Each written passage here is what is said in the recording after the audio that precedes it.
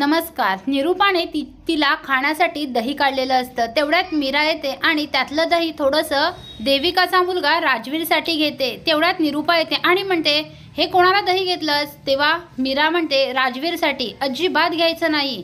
निरूपा म्हणते, अगं ते दही माझ्यासाठी आहे आणि माझ्यातलं दही त्या भिकारड्या रस्त्यावरच्या मुलाला काय देतेस तू? लाज नाही का वाटत? दे पहिलं माझं दही. तेव्हा निरूपा म्हणते, अहो सासूबाई, नाही, अहो बाईसाहेब, असं काय करताय?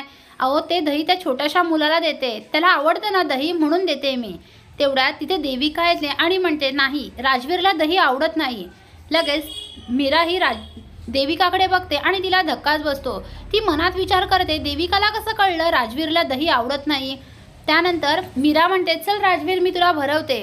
तेव्हा राजवीर म्हणतो, नको, मला देविका मावशीच भरवेल. आणि तो देविकाच्या रूममध्ये जातो आणि देविकाला एकदम सारखा चिकटत असतो. जरा मीराला संशय येतो. त्यानंतर मीरा त्याच्या रूममध्ये येते. तिथे सत्या असतो. सत्या म्हणतो, काय झालं धूमकेतू? तेव्हा मीरा म्हणते, मला ना जरा राजवीरचं वागणं जरा वेगळंच वाटलं. अहो बघा ना, सारखा देविकाला तो एकदम जवळची असल्यासारखं तिच्याशी वागत होता. आणि देविकाला सुद्धा कसं माहीत की राजवीरला दही आवडत नाही? ते नक्की काय चाललंय ना मला राजवीरचं तेच कळत नाहीये. आता सुद्धा राजवीर तिच्याच रूममध्ये आहे.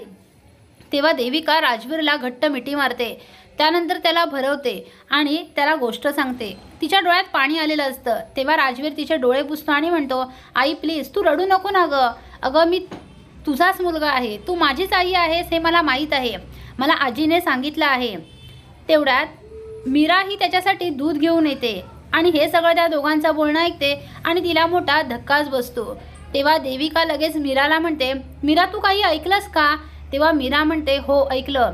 हा मुलगा तुझाच आहे ना? तेव्हा देविका म्हणते, हो. आणि रडत रडत मीराला म्हणते, प्लीज मीरा, मी तुझ्या पाया पडते, पण हे तू कोणालाच सांगू नकोस घरामध्ये. प्लीज मीरा, माझ्यावर विश्वास ठेव. अगं नक्की काय झालं होतं ते मी तुला सगळं सांगेन, पण खरंच घरातल्या कुणालाही सांगू नकोस. तर आता मीरा देविकाचं हे एवढं मोठं सगळं घरातल्यांना, सत्याला सांगेल का? ते पाहणे कमालीचे ठरणार आहे. असेच मालिकांचे नवनवीन अपडेट पाहण्यासाठी व्हिडिओला लाईक आणि चॅनलला सबस्क्राईब करायला विसरू नका. थँक्यू.